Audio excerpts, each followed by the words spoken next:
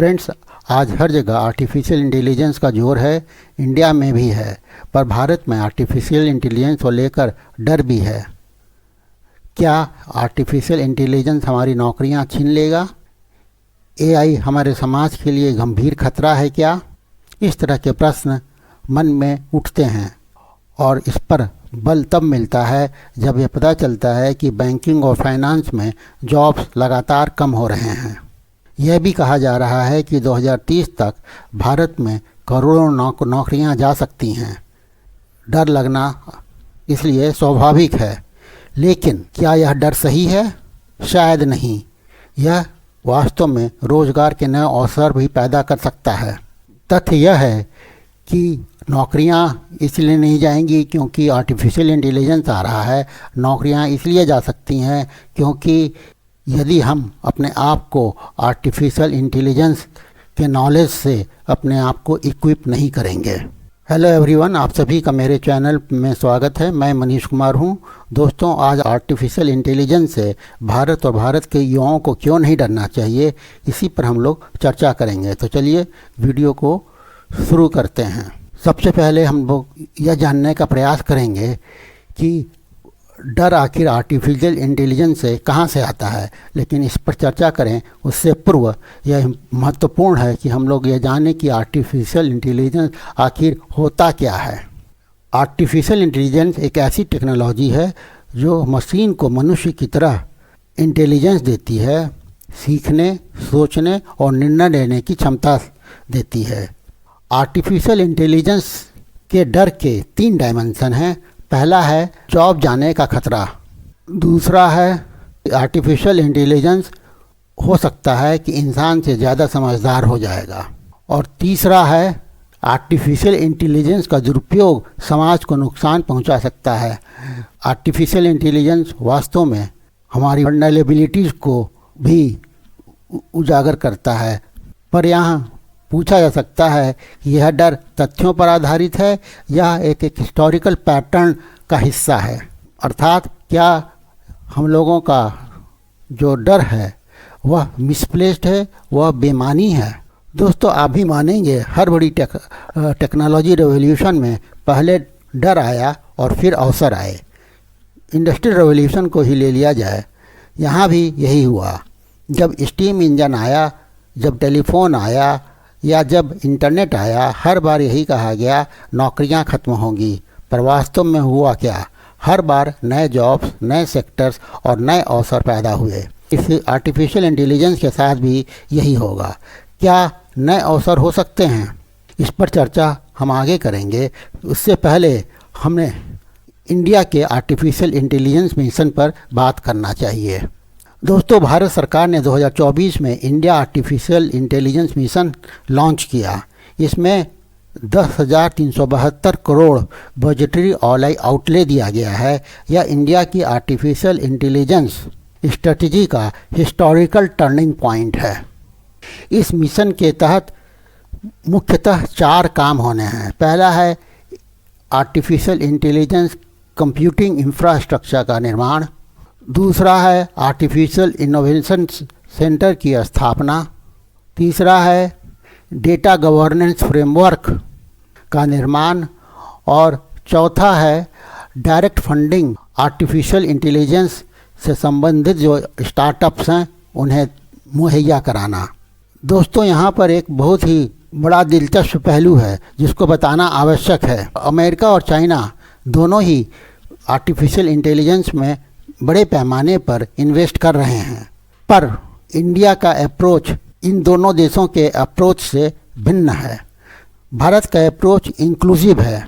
Bharat artificial intelligence को सबका साथ सबका विकास के फ्रेमवर्क में देखता है। इंडिया की national artificial intelligence policy 3 pillar पर टिकी है। सबसे पहला पिलर है आर्टिफिशियल इंटेलिजेंस गवर्नेंस के लिए।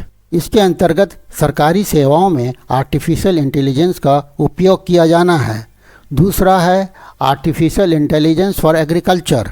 इसके अंतर्गत किसानों के लिए प्रिसीजन फार्मिंग की बात की गई है। और तीसरा है artificial intelligence for health care.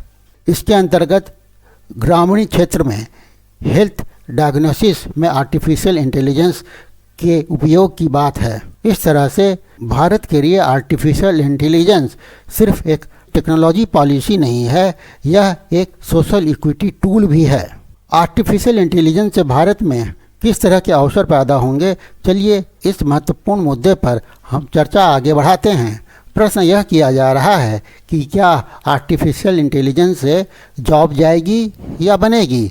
World economic forum report कहती है कि 2025 से 2030 के बीच आर्टिफिशियल इंटेलिजेंस से पूरे विश्व भर में करीब 85 मिलियन नौकरियां जाएंगी, पर वह यह भी कहती है कि इसी दौरान करीब 97 मिलियन नए अवसर नौकरियों के पैदा होंगे, यानी नेट गेन 12 मिलियन का होगा। भारत के लिए आर्टिफिशियल इंटेलिजेंस और भी बड़ा अवसर प्रदान कर सकता है और इसकी वजह 3 हैं। पहला कारण है कि भारत का पॉपुलेशन यंग पॉपुलेशन है, जिसकी मीडियन एज 28 वर्ष है। दूसरा है भारत पहले से ही आईटी सेक्टर में एक टेक्नोलॉजिकल हब है। और तीसरा है भारत के पास मैसिव डेटा है, क्योंकि भारत की जनसंख्या 1.4 बिलियन है, यानी हमारे पास मैसिव अनमैच्ड डेटा पूल है। अब जहाँ तक अवसर की बात है, हम उन 3 सबसे पावरफुल एआई स्किल्स की बात करेंगे जिनकी 2026 में सबसे ज़्यादा डिमांड है और जो आपको सच में धनवान बना सकती है। ऐसे ही स्किल में पहला स्किल है प्रॉम्प्ट इंजीनियरिंग का। इसे एआई का जादूगर भी कहा जा सकता है। इसका सीधा मतलब आर्टिफिशियल इंटेलिजेंस मॉडल से है, जैसे चैट जीपीटी या मिड जर्नी। इनसे अपना मनचाहा काम करवाया जा सकता है। यह एक तरह से अलाउद्दीन के जीन की तरह है, बहुत ताकतवर है, पर करेगा वही जो आप कहेंगे।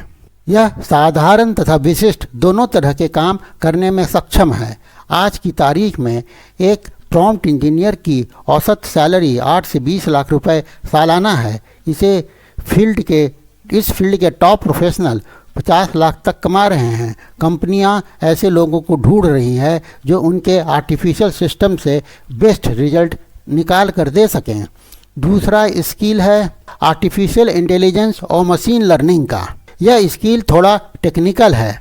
ये वे लोग होते हैं जो सिर्फ आर्टिफिशियल इंटेलिजेंस का इस्तेमाल ही नहीं करते हैं, बल्कि आर्टिफिशियल इंटेलिजेंस के मॉडल बनाते हैं, ट्रेन करते हैं और उसे बेहतर बनाते हैं। आर्टिफिशियल इंटेलिजेंस और मशीन लर्निंग स्पेशलिस्ट कंपनियों के लिए खास एआई मॉडल बनाते हैं, जैसे किसी बैंक के लिए ऐसा एआई मॉडल बनाना जो फ्रॉड करने वाले ट्रांजैक्शन को तुरंत पकड़ने, या किसी हॉस्पिटल के लिए ऐसा एआई बनाना जो एक्सरे देखकर डिजीज़ के शुरुआती स्टेज में ही पहचान ले।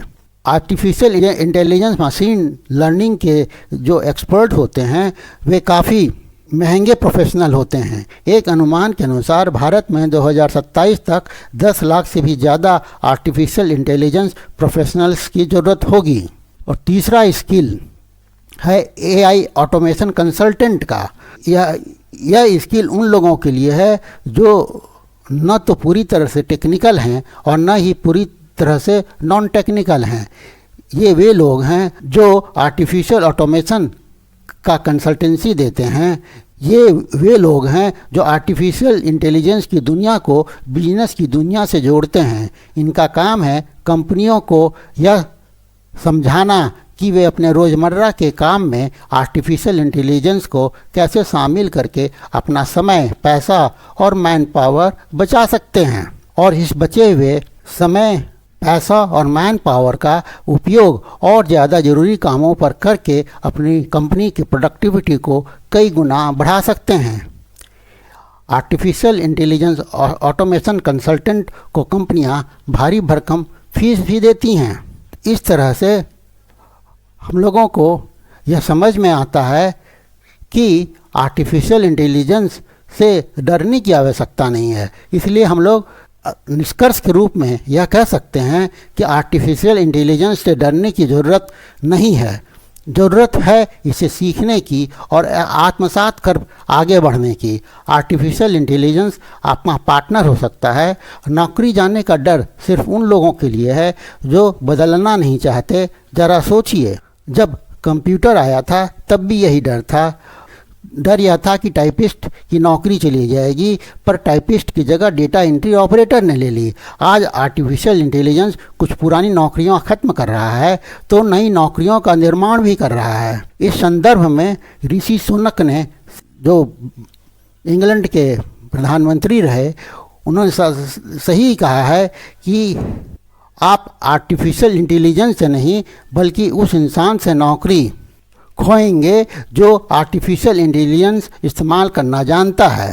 तो दोस्तों, अगर आपको आर्टिफिशियल इंटेलिजेंस के अवसर के ऊपर यह वीडियो अच्छा लगा, मददगार लगा हो, तो वीडियो को लाइक करिए, अपने बियर ग्रुप में शेयर करिए और साथ ही साथ चैनल को सब्सक्राइब करिए ताकि इस तरह के एनालिसिस आप तक समय समय पर पहुंचते रहे।